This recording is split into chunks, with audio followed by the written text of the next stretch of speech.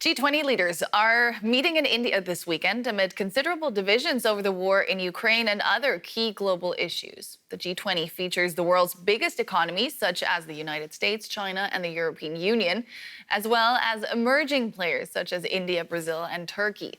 The forum covers 2/3 of the world's population, but much of the developing world is not represented, in particular Africa. And that lack of representation from the continent is becoming a talking point, as DW's chief international editor Richard Walker explains. Let's go back in time for a minute to November 2022 and the last G20 summit in Bali. There was high drama at the opening ceremony, and this was a dramatic event, with the war in Ukraine dividing the world.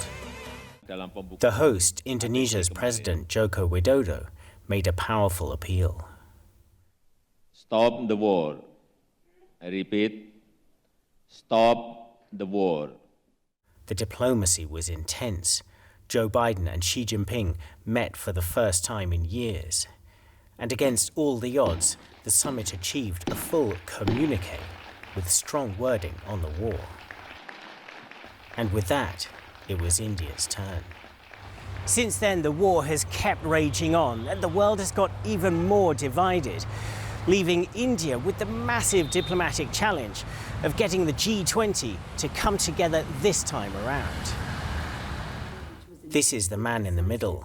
India's main negotiator, or Sherpa, spoke to DW this week. The challenge is to discuss with all 20 players and finally arrive at an agreement. Everybody has a veto power, and that's what makes the job very challenging. So we'll do our best. This is meant to be India's moment in the sun, chairing the G20 for the first time. It's positioned itself as the voice of the global south, standing up for issues that matter to the developing world. 6 of the 12 fastest growing countries in the world today are from Africa. So the Prime Minister has pushed for African Union to become a permanent member of G20. This has had a huge, very big support from all the leaders of the world, and hopefully we'll see African Union becoming a permanent member. But geopolitical divisions still overshadow all of this. Xi Jinping is not even showing up.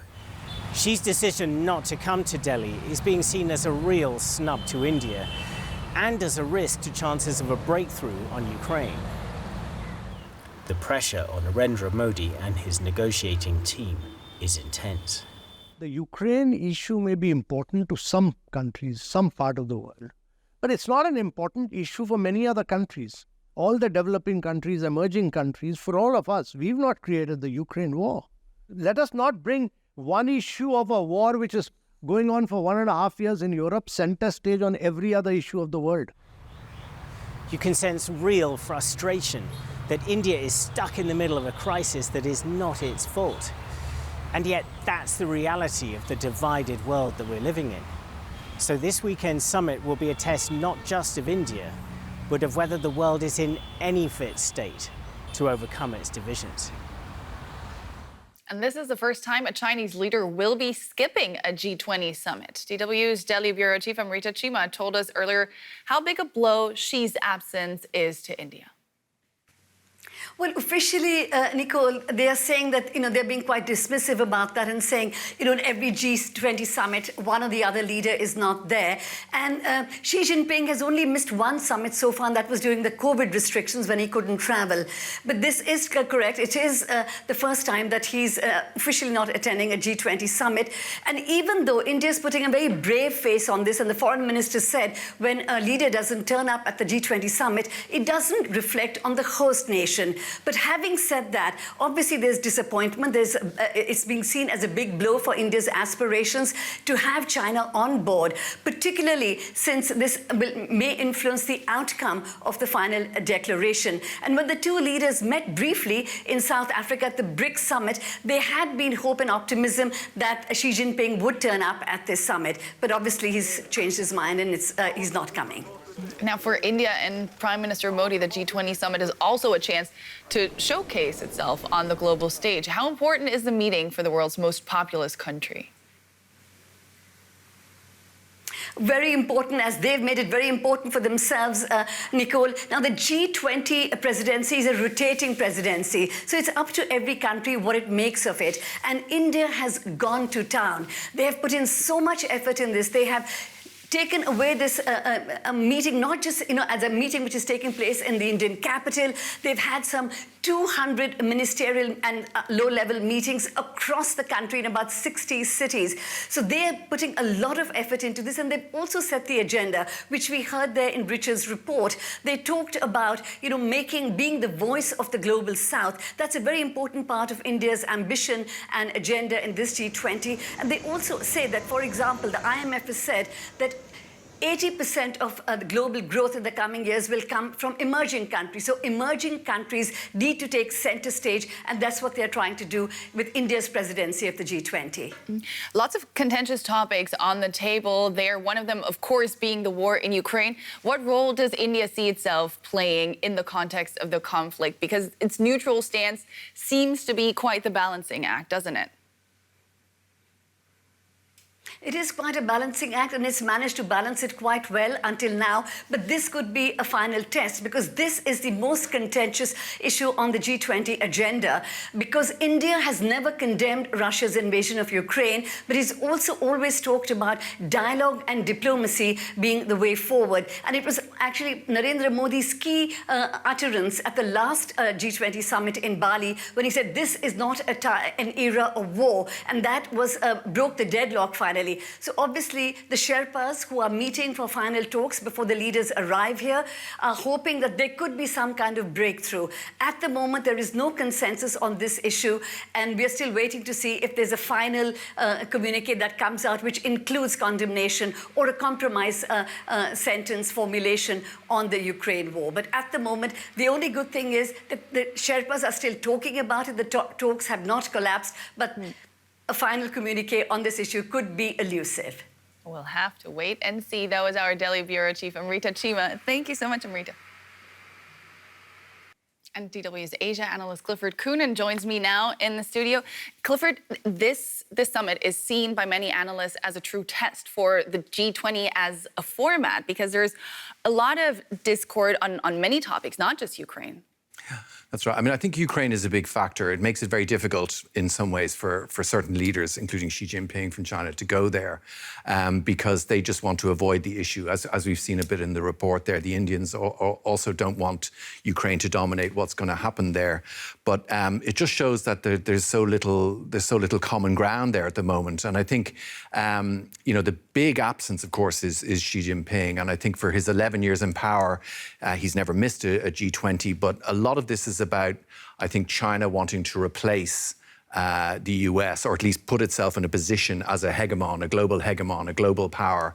And so I think in some ways there's a strong element of a power play here, and the repercussions of that particular power play are being felt right the way across the G20 itself. You mentioned it there. In his 11 years in power, he has not skipped one of these G20s. What can we read into the fact that he's not attending?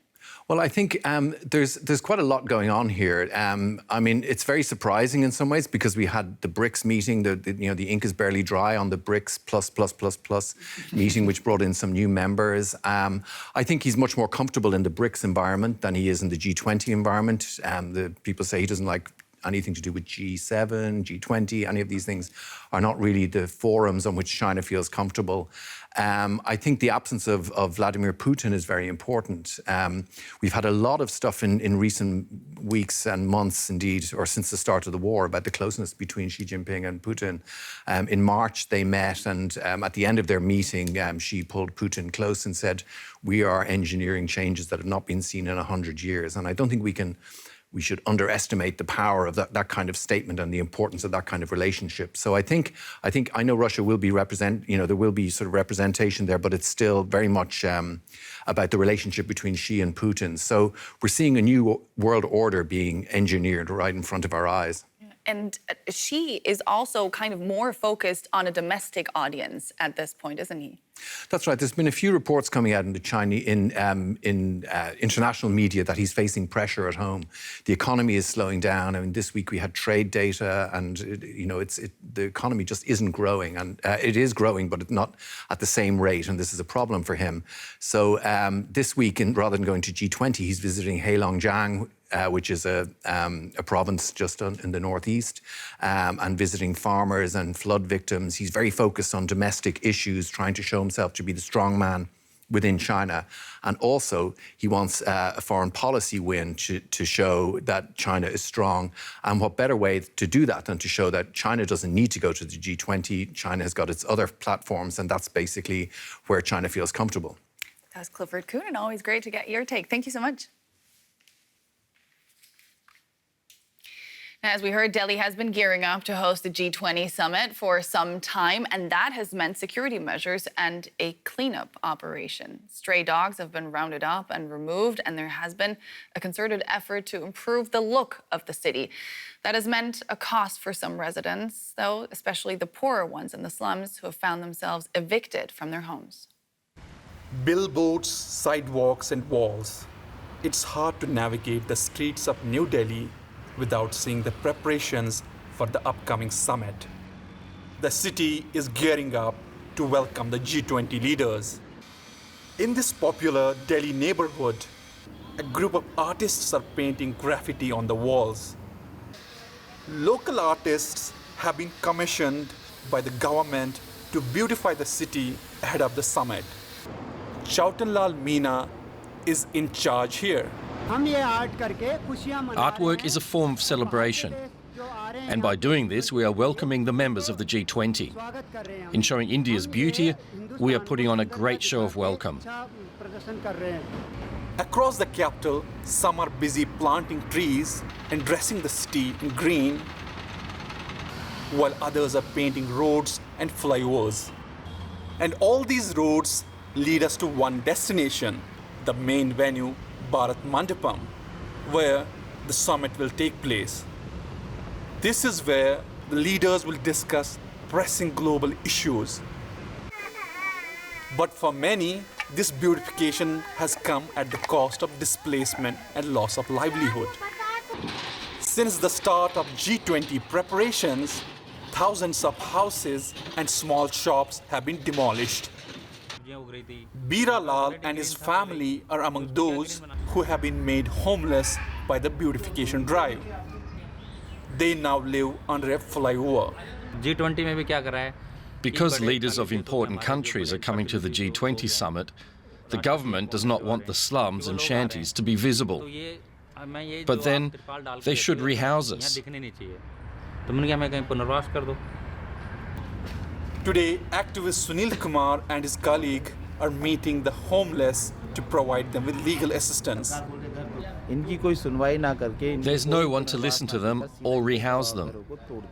Their homes were demolished straight away. As an organisation, we want them to be given back homes, provided with concrete brick houses, and to have the rights of their children and family members ensured.